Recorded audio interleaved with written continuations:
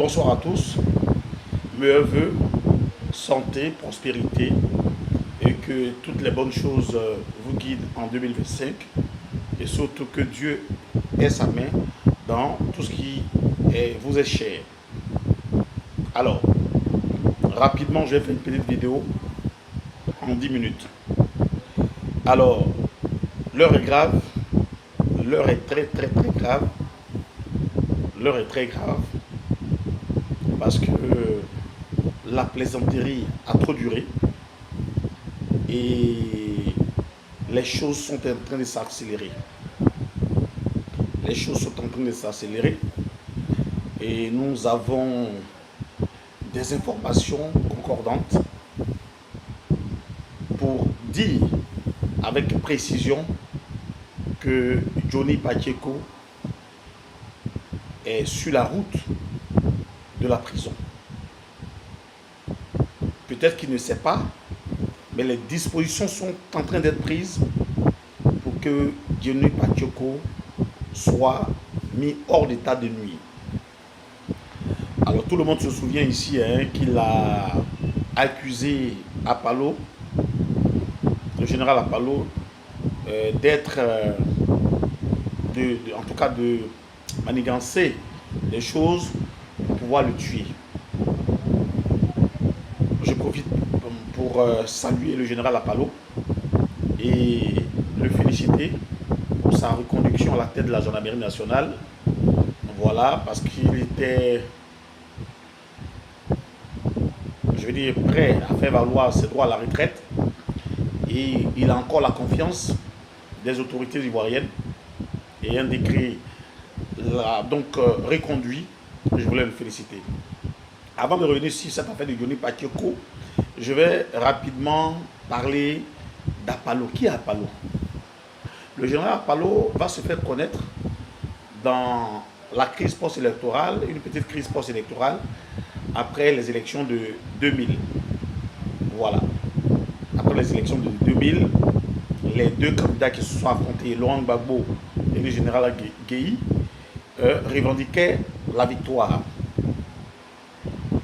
Le ministère de l'Intérieur a donné pour vainqueur le général Guéhi et puis la commission électorale avait proclamé comme vainqueur Laurent Gbagbo. Et en tout cas, ceux qui étaient là ont pu voir que le pays allait vers une guerre civile. Parce que chaque camp et chaque état-major revendiquait cette victoire.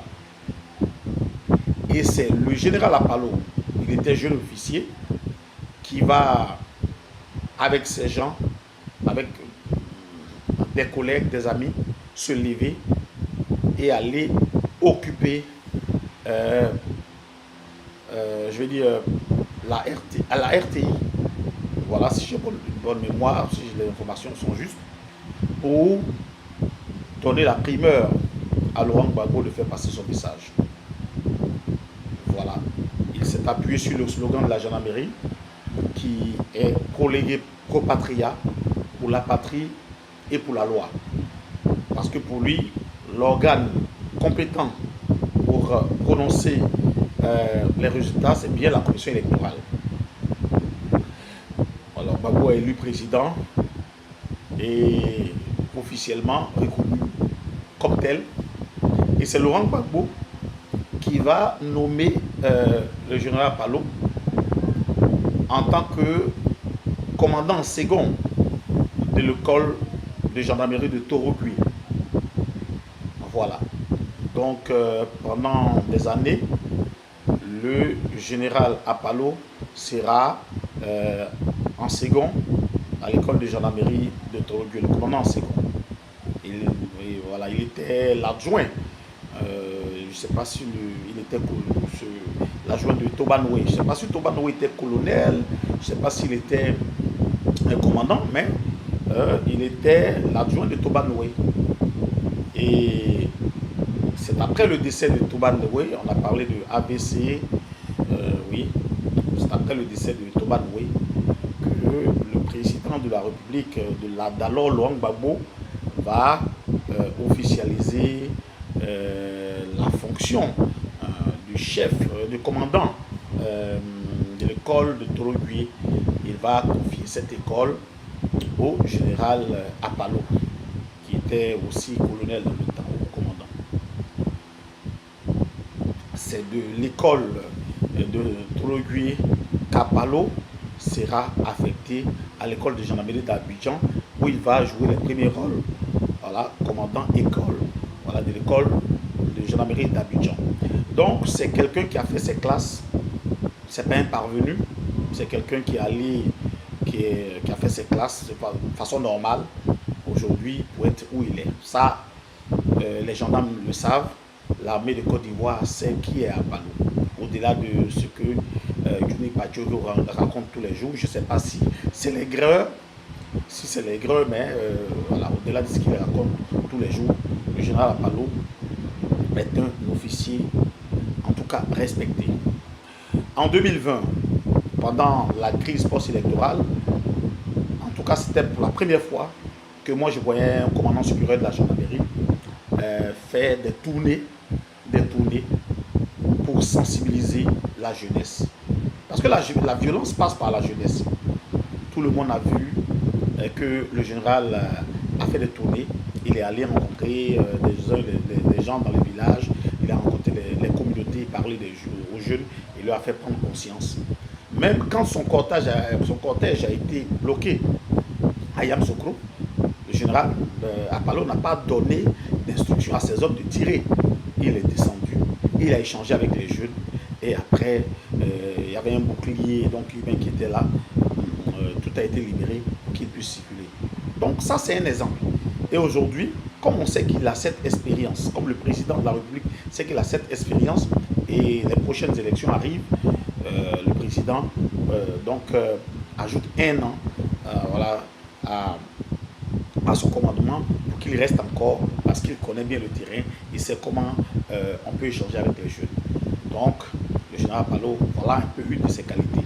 Au-delà d'être gendarme, commandant, chose, il est diplomate et je pense que c'est ça aussi la force d'un grand militaire. Nous voulons le féliciter pour sa nomination. Alors, Johnny Pacheco, qui passe son temps à dénigrer la Côte d'Ivoire,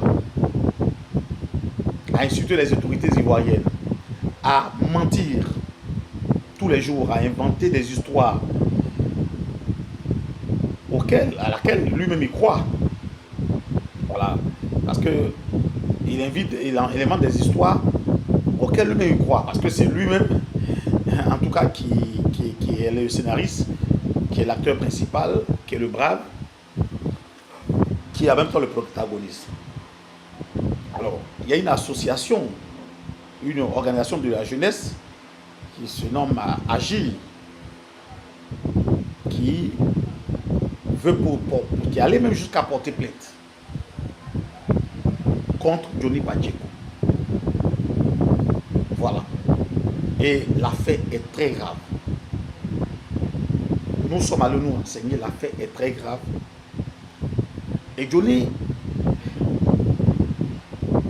alors si il ne fait pas attention, il peut être arrêté, que ce soit en Vélan, arrêté en France, arrêté dans les pays où il pense être protégé, si les preuves sont avérées, si ses plaignants prouvent effectivement qu'il est un danger pour la cohésion sociale.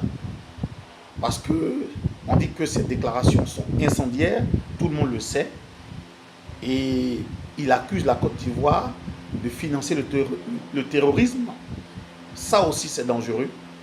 Et voici un peu en tout cas la situation. Johnny Pacheco pourrait être arrêté.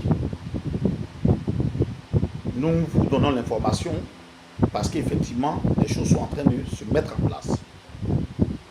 Au lieu de venir accuser le pauvre général Apalo veut me tuer là. Voici des jeunes Ivoiriens qui sont levés, qui sont portés sur partie civile pour aller maintenant porter une plainte contre toi de façon formelle pour que tu sois arrêté.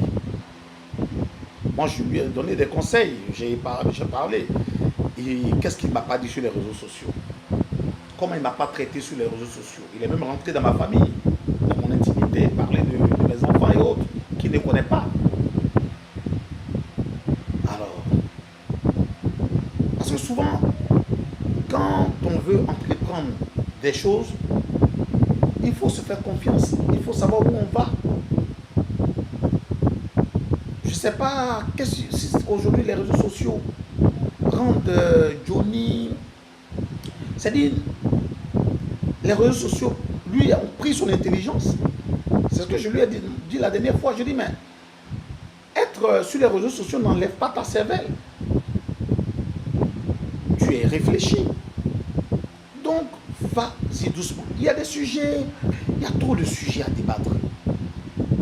Sans forcément toucher à des secrets de défense,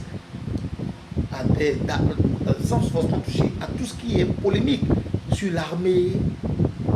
Voilà. Il dit qu'il a un parti politique.